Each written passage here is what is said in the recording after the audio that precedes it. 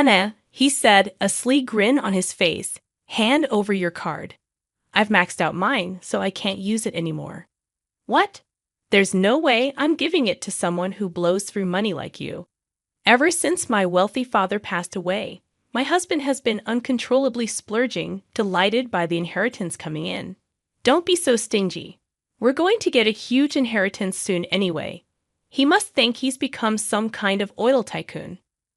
Fed up with his attitude, I decided to reveal a certain truth to him. I'm not actually related to my father by blood. I'm my mother's child from another marriage. Not a penny of my father's inheritance will come to me.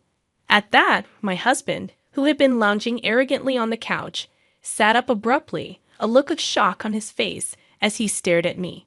What? Why have you kept something so important a secret until now? Then what happens to the massive inheritance? His face went pale, and the next words out of his mouth were, I have no intention of staying with a broke and unattractive woman. Let's get a divorce. This decision of his would come to strangle him, as he would come to greatly regret it. The following day, my name is Anna. I'm 37 years old, and I lived alone during my college days. But I returned home when I landed a job at a local company and now live with my mother and father. I work in the human resources department, and although it's busy, I don't face much stress and live a rather ordinary life. I didn't have any particular hobbies, but after being invited by a coworker, I got into golf and even started attending a members-only golf lesson introduced by my father. I never knew, but my father's golf skills are on par with professionals, and I was very surprised at his prowess when we played a course together. My interest in golf seemed to make my father very happy, and lately we've been going out to practice together on his days off, enjoying the game. In fact, this golfing led to a good relationship. There's an older man who attends the same lessons named John. When we met, I could never have imagined that he would later become my husband. He works for a medium-sized company, just an average guy, not poor but not wealthy either. However, he's sincere with everyone, treating me with kindness too. Anna, would you like to go out for dinner after the lesson sometime? I'd like to go golfing together too. Let's plan it. That sounds great, definitely. Our relationship began naturally after meeting up more frequently following the lessons. Truth be told, I had never been in a relationship before and was quite passive about love. But I found it easy to talk with John. Honestly, I don't think there could be a more perfect match for me. He's not flashy. But he values stability and lives a serious life, which I find incredibly attractive. Gradually, I was drawn to him, and I accepted his proposal. When I told my parents about our marriage, my dad was overjoyed, saying, "Now we can all go golfing together." Both of them happily approved of our marriage. Since we started our married life, we haven't had a single argument and have enjoyed our time together golfing. And just like that, 10 years have flown by. Unfortunately, we were not blessed with children, but we agreed that we should enjoy our life together. Nonetheless, lately, we've not only been golfing, but also enjoying traveling together as a couple. I never doubted that we would continue to spend our retirement years happily together. But tragedy struck unexpectedly. My parents were involved in a traffic accident while returning home from shopping. By the time I arrived at the hospital, they were already gone. According to the police, they were hit by a car that ran a red light and died instantly. I couldn't believe I had lost the two most important people in my life at the same time and sat in a daze on a sofa in the hospital lobby, waiting for my husband and relatives to arrive. Eventually, the day turned to night, and the once noisy lobby quieted down. Then I saw my husband coming towards me from a different entrance, walking quickly. "Anna, I'm sorry for being late. Have the other family members not arrived yet? And how are your father and mother?" He must have rushed over from work, his breathing heavy and his shoulders heaving. Unable to meet his gaze directly, I looked away and shook my head. They were already gone when they were brought to the hospital. It's all so sudden. I can't wrap my head around it. I don't know what I'm supposed to do now. My husband gently embraced me as I sobbed. "It's okay, Anna.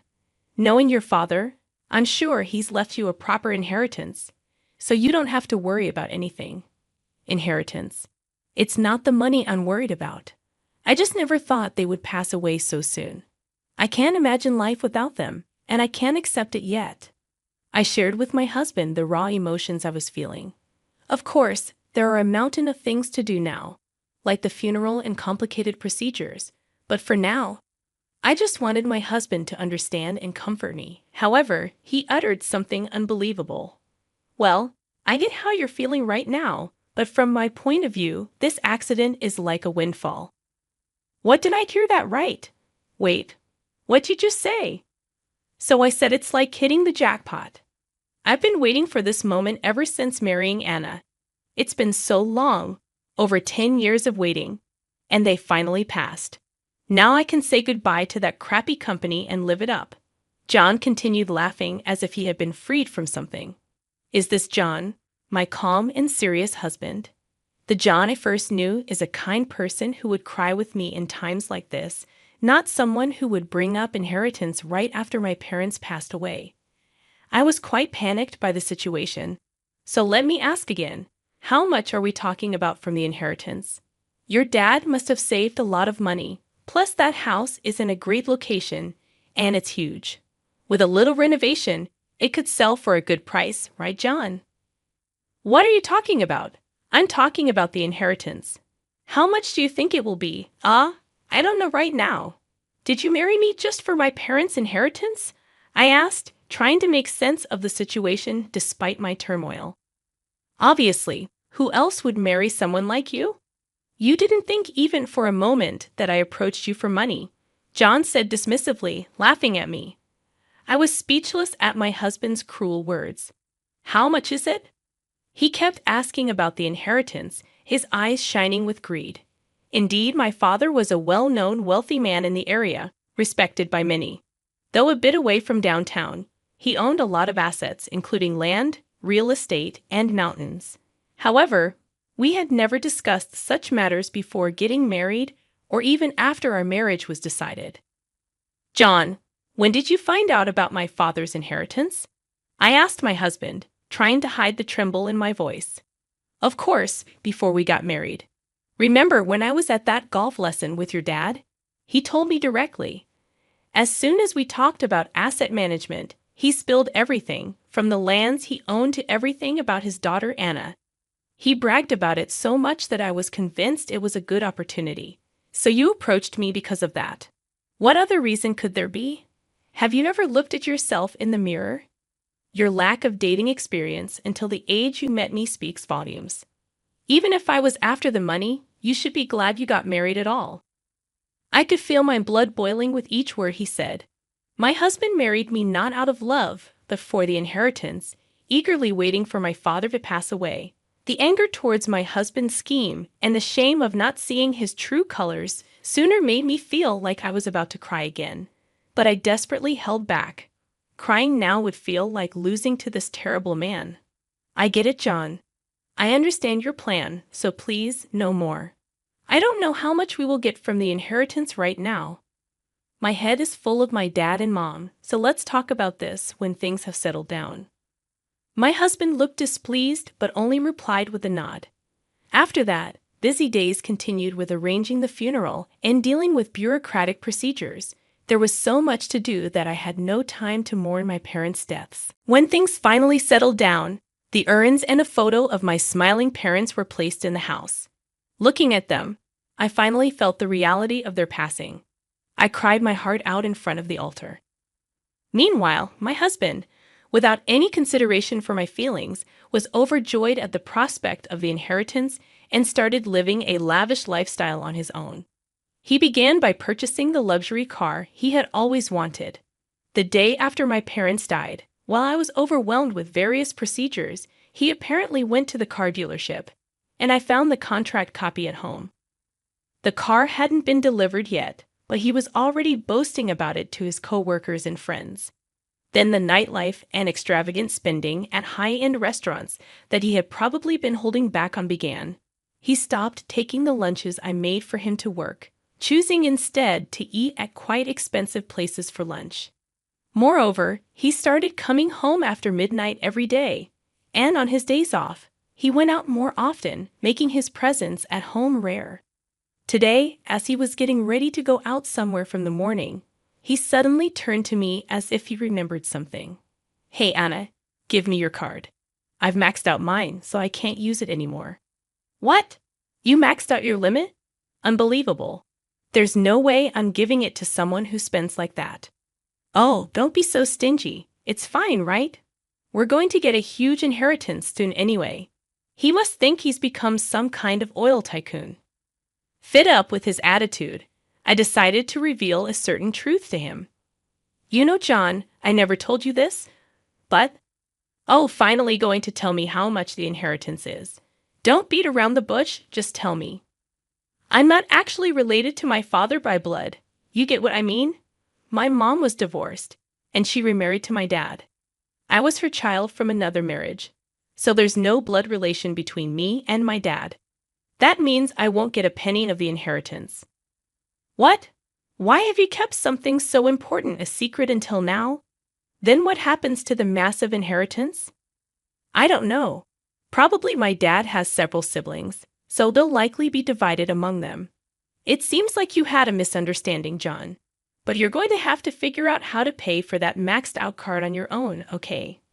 "No way. This has to be a lie." John's face went pale. He struggled to accept the reality that there would be no inheritance. "I gave a lot of cash to Alice. She said she was moving out to live on her own, for the initial costs, furniture." "Wait, who's Alice?" I was confused by the sudden mention of this person. "It's obviously my affair partner." John, unsettled by the news of no inheritance, revealed his infidelity. "Why didn't you tell me something this important? You could have at least had the decency to tell me after my parents passed." My husband started yelling and blaming me, which just made me disgusted. It hadn't even been that many days since my parents died, and here he was spending extravagantly. But well, with this card's limit, I can barely scrape by. It would have been bad if I'd made one more big purchase. I had my eye on this watch, man. "That was close. Safe, he said, checking the card statement on his phone, seemingly relieved. It seemed I had narrowly avoided a disaster. This makes no sense. Marrying a wealthy man's daughter, and it comes to nothing. No money and stuck with someone ugly. I have no use for you anymore. Does that mean you want a divorce?" "Yeah, that's right." He laughed at me as if mocking. Seeing him like this, I felt deeply sad that my entire marriage had been built on lies. There was no point in continuing a marriage with someone whose true character was now clear to me. His offer was actually a relief. "Fine, I agree to the divorce. Continuing this loveless life is just empty. However, I demand alimony for your affair, and that you waive any claim to assets since you confessed to the affair. That's only fair. I don't care if it means I can get away from you a second sooner. Any condition is cheap. We can go to the courthouse right now and file for divorce if you want." True to his word, we went straight to the city hall and quickly finalized the divorce. When we got back home, he packed his things and left for Alice's place. I didn't bother to see him off. I just listened to him leave. The next day, I went to my parents' house. It was hard to go to the now empty house, but there were things like sorting through my parents' belongings that I had to take care of. Plus, ever since the day my parents passed, my mind had been in turmoil, and I thought sorting things out might help me organize my thoughts a bit. My current home was only a short drive from my parents' house. I arrived, took a deep breath before touching the doorknob, and then opened the door. I'm home. A week ago, my mom would have greeted me with "Welcome back, Anna." But now the room, enveloped in silence, naturally offers no such response. The last time I was here was a few days before my parents' accident. It feels like a distant memory, even though it was so recent. I looked around the room to calm my heart before starting to sort through their belongings, beginning with the dresser in my parents' room on the second floor. I remember my mom once telling me that important things were kept in the dresser, and to look there first if anything happened to us. At the time, I was shocked to hear her say such a thing and brushed it off. But now that something had happened, it felt all too real. I checked the dresser from top to bottom. It was so neatly organized that there was hardly a need for sorting. With documents related to contracts and expensive-looking jewelry laid out, there were also necklaces I had given as gifts in the past, bringing back memories and a sense of nostalgia. Among the shelves of contract documents, I found a white envelope labeled for Anna. Open in case of something happening. What's this? A letter for me. Gently, I opened it to find several sheets of letter paper, the first of which was labeled as a will. Surprisingly, not from my mom, but from my dad. As I hurriedly read through it, it contained something I never expected. It mentioned how he thought of me as his true daughter, even though I was my mother's child from another relationship. In the event of something happening to him, half of his estate was to be inherited by my mother and the other half by me. Dad, I had no idea you thought of me that way. I hadn't anticipated such a letter. When my mom remarried, my dad was still in elementary school. Suddenly, having a stranger come into our lives took a while before we could communicate well. Meanwhile, my dad, unfazed, took me out to various places and played with me at home, treating me kindly. But I always kept a distance in my heart because we weren't blood related. But reading this letter now, I felt as if a gaping hole in my heart was being filled, spreading a warm feeling throughout. At the same time, I felt a sense of divine retribution against John for all his selfish actions, and it was quite satisfying. That's it, I thought, pulling out my phone from my pocket to take a picture of the letter's contents. After all he put me through, it was my turn to have the last laugh. With that thought, I immediately sent the photo to John, hoping to show off. I half expected to be blocked, but to my surprise, he read the message immediately and called.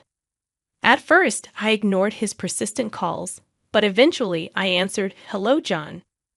"Hello? What do you mean, hello? What's with this will? You said you were just a stepchild and that the inheritance would be divided among your dad's siblings, didn't you?" John yelled, complaining to me. I thought so too at that time. Today, when I went to my parents' house to sort through their things, I just happened to find that will. I had no idea Dad thought that way. Talk about a windfall. My words seemed to fan the flames of John's anger, and he began to yell even more. "This is fraud. You must have lied because you didn't want to give me the money, right? If that's the case, I have a right to that inheritance too, right? Inheritance. We got divorced yesterday, remember? Or did you forget already? Damn it. I'm not giving up on that inheritance. If you don't give me that money, I'll storm over to the house." John even resorted to threats. But there's no reason for me to give John any inheritance. Enough with the nonsense. You were the one who agreed to a divorce and waived any claim to assets just yesterday. And what did you say? That getting away from me was worth it? The divorce papers have been processed. We're strangers now. You won't get a penny of the inheritance. Looks like you rushed the divorce and lost out. Truly pitiful. Hearing my words, John was yelling something, but realizing that spending any more time on him was a waste, I quickly hung up and set my phone to block his calls. I carefully put the letter back in my bag to make sure I wouldn't lose it, and went back to sorting through the belongings. Memories kept surfacing with each item I found, pausing my work. But by dusk, I had mostly finished sorting everything. Leaving my parents' house, I got into my car, but recalling the conversation with John, I made a call to a certain place before heading back home. When I arrived, true to his word of storming over, there was John, filled with rage, waiting for me. "You sure took your time cleaning up." "Well, yeah. It took a while to find all the documents and stuff.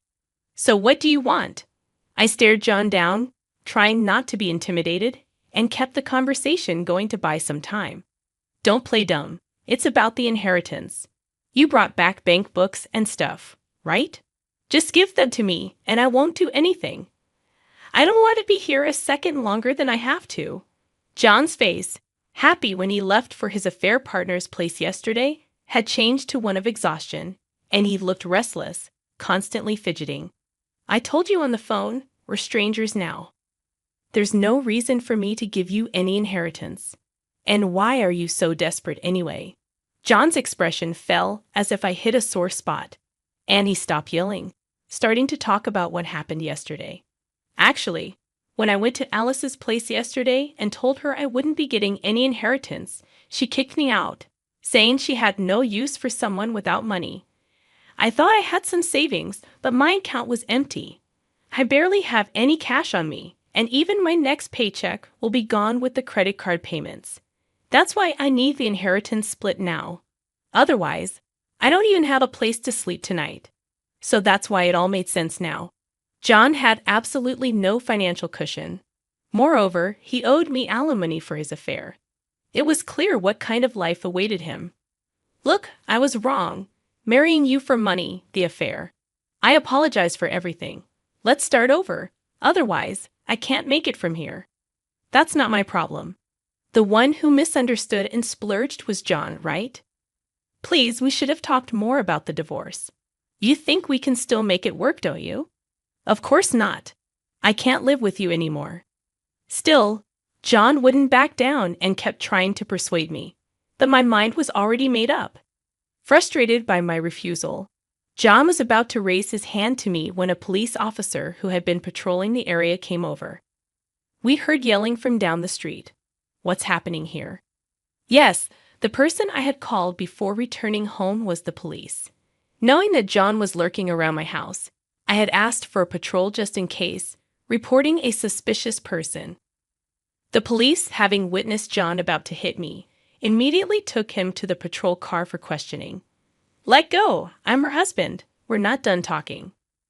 No, ex-husband. He's a stranger to me now. Please take him away. I was saved in the nick of time. After receiving a stern warning, John was quickly released.